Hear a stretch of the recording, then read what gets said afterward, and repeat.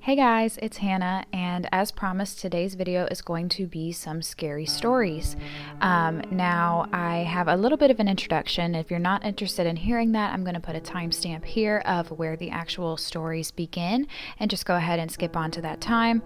There won't always be an intro like this in the beginning of these videos, but since this is the first one, I just had a few things to explain.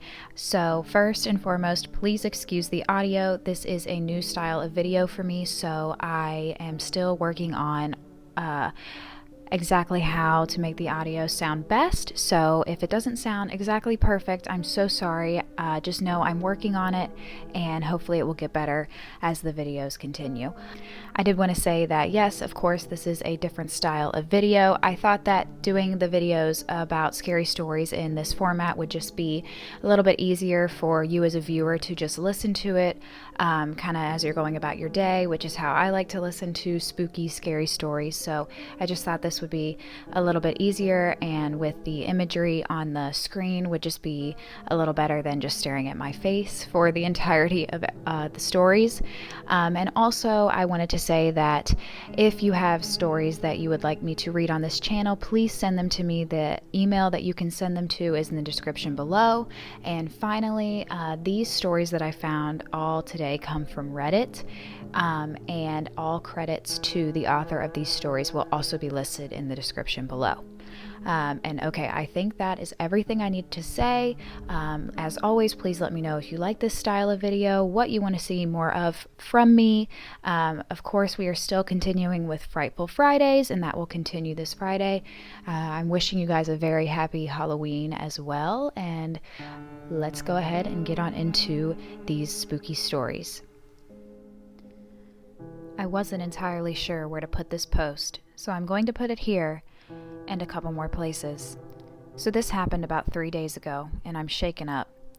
I was camping at Lilydale Falls, a place in Tasmania, with 3 of my friends for 5 days. The first 3 days went fine. Normal, you could say. But on the 4th day, it went wrong. We did something I regret doing. On the 4th day, we decided to hike, but there's only one trail, and that leads up to the falls, and we already did that walk. We decided to go partway up the trail, but when we got to a point we felt was right, we stopped. From there, we went in different directions. Me and my friend Brandon went one direction off the trail, while the others went off to the other side. We did this to make our own adventure, since there were not a variety of trails. It all went fine for about 15 minutes, but after that is where it happens. We were treading through the bush, but then we heard something behind us. The sound was maybe a good 20-30 meters away and sounded like twigs snapping. Me and Brandon both stopped and looked behind us. We didn't see anything. It was just bush. We thought it was just our other 2 friends, but we didn't see them. It also could have been an animal, but we didn't see any. We both decided it was probably a wallaby or some sort of animal. We kept walking through the bush, but it wasn't more than 2 minutes before we heard the noise again.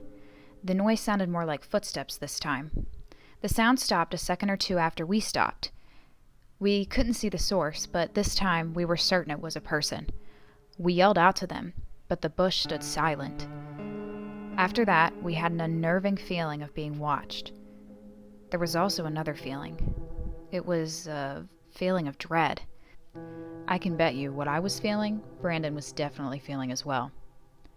We continued, stepping quietly and carefully, trying to listen to what could have been following behind us. The silence between us, the bush, and the thing behind us was unnerving. It was another factor to the feeling of dread. Brandon stopped. He whispered to me that he was going to orientate himself in order for us to get back to the campsite. While he looked at Google Maps, I looked behind us, trying to spot the person following us. I didn't see anything, just like before. But then I noticed it. Something dark, gray, swayed behind a tree. It moved too fast for me to see what exactly, but I still saw it. I'm unsure of what I saw, but I knew it couldn't, or at least it didn't look human. I felt myself go stiff with fear. Brandon obviously noticed. He looked behind us, but didn't see anything. I could see him fiddling with his phone in the corner of my eye. He did that for another 20 quiet, uneasy seconds. He nudged me and said, I know which direction to go. Follow me. And I happily obliged. He said quietly that it would take about 10 minutes to get back to camp. Those next 10 minutes were silent. In the silence of the bush, I also noticed how quiet the wilderness and the wildlife were. Even the kookaburras were scared to laugh. Once we saw the campsite, we made a dash for it. We ran. We didn't look back. I know for myself I couldn't hear anything else over my own panic and footsteps. Once we made it about 15 meters into camp, we stopped. I didn't do anything. I didn't see anything. No weird gray things swaying in the trees, no animals, no people. I fell to the ground while my friend rested his hands on his knees. I realized how drenched in sweat I was. "Did you see it?" Brandon yelled. "Yes, but it looked... What?" Brandon demanded. "It didn't look human," I responded. My friend sat down, not taking his eyes off the tree line. Brandon asked, "Did you hear it? Like chasing after us?" "No." We went back to our tent and laid down, exhausted. We fell silent between each other, just until our other friends got back. Caleb and Will got back from their hike, and were shocked to find us unnerved and shaking in the aftermath of our fear. We explained what happened, every bone-chilling aspect of it. Of course, they thought we were mental. Maybe we were. Maybe we just got caught in an illusion set by our paranoia. For the rest of the day, Brandon and I sat quietly, while Caleb and Will obviously mocked us. And that night, we got into our sleeping bags. We were all closely compacted into one space.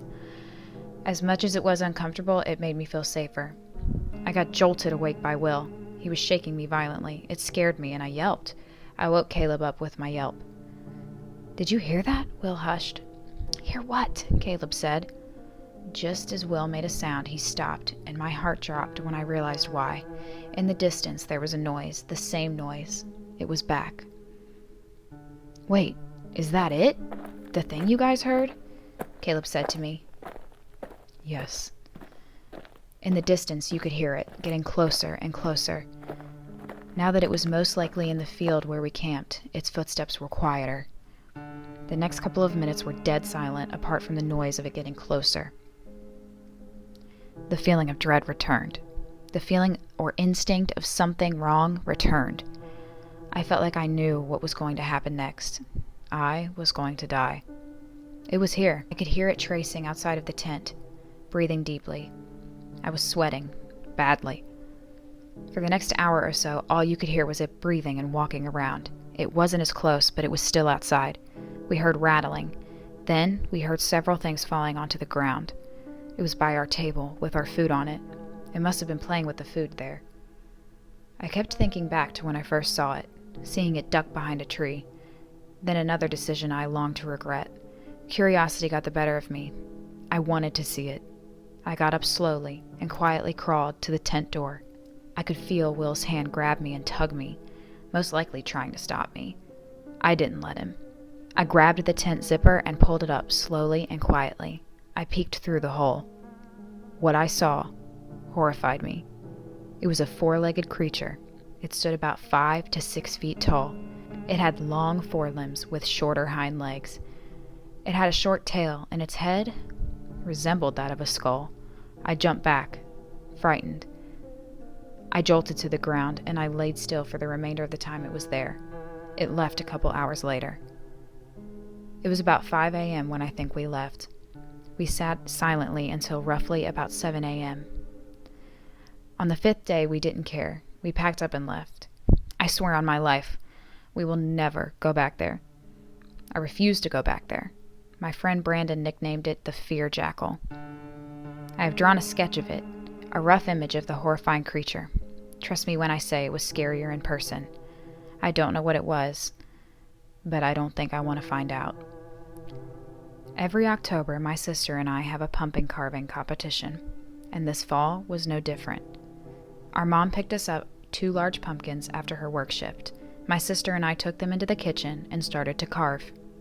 She carved an angry face with sharp teeth, while I carved Harry Potter with the lightning bolt scar.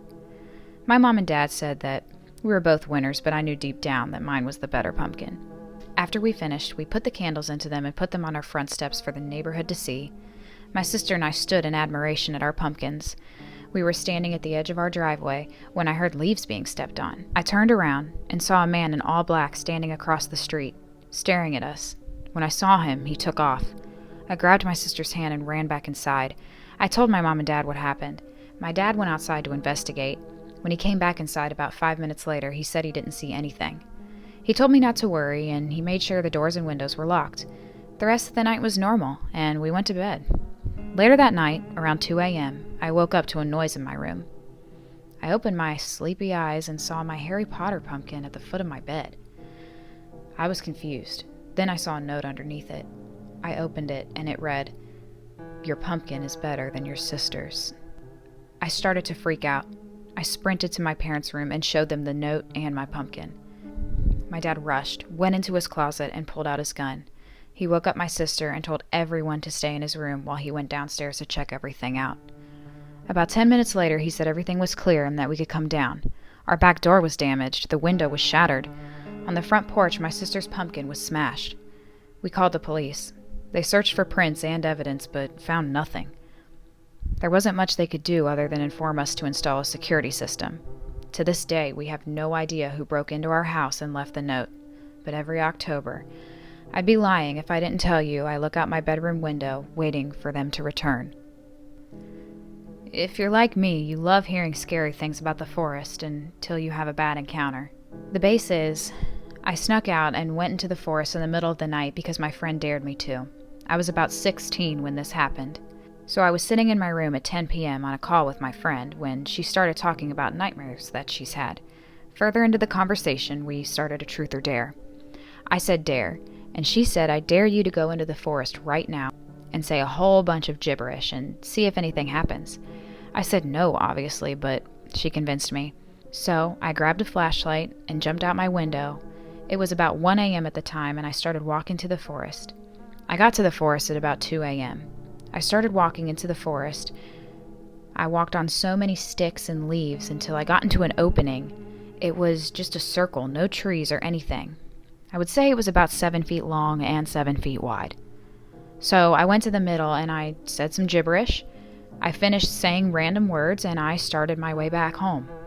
Then a snap came behind me. My heart began racing and chills came down my spine. I turned around and nothing. Nothing but sticks snapping. Chills went down my spine. A large figure that had to be at least 9 feet tall came out of a tree behind me. Then another and another came out. I ran away so fast while crying. I heard hundreds of snaps breaking behind me. I finally got out of the forest, still running, and never looked behind me. Finally, I got home, jumped through my window. It was 4 a.m. I never told anyone this story, but now I am. So this just happened to me last night around 1 a.m. I was asleep, and around midnight, my mom texted me to turn off my games. I fall asleep while playing video games. So I did what she said and turned everything off before going back to sleep. At 1 a.m., I woke up to gentle knocking at my bedroom door. I was confused and thought it was my phone since I like to listen to ASMR with my headphones to help me sleep. I checked my phone and it had died, so I knew it couldn't have been that. I heard a gentle knocking again and looked over at my door, just realizing where it was coming from. I was about to get up from my bed before I heard the voice of my mom on the other side. I was questioning why she was up this late since she never gets up around this time unless it's from the lights in my room. I noticed that while the voice was talking, it was more deeper and raspy than my mom's, but it still sounded like her. I got worried, so I just laid in my bed and waited to see if she would do it again. My mom would have knocked louder on my door if I didn't answer, but the knocking soon stopped after about a minute of it. I tried to sleep, and eventually I did. Once I woke up, it was 11 a.m. I immediately told my mom about what happened. She told me she never woke up after she texted me, so it couldn't have been her. I've heard facts about demons, and one of them is that they take the voice of people you love and try to lure you with it. I wanted to see what other people would say about this since I've had a paranormal experience before, but the last time was 5 years ago. And that concludes today's spooky stories. If you made it this far and to the end of the video, thank you so much for watching. I really hope you enjoyed. These were all in my opinion, very spooky, very scary, very appropriate for Halloween time, and I hope you feel the same way. Like I said, please let me know in the comments below if you enjoy this style of video, what you want to see from me next, and look forward to Frightful Fridays. I'll see you guys then. Thank you so much for watching.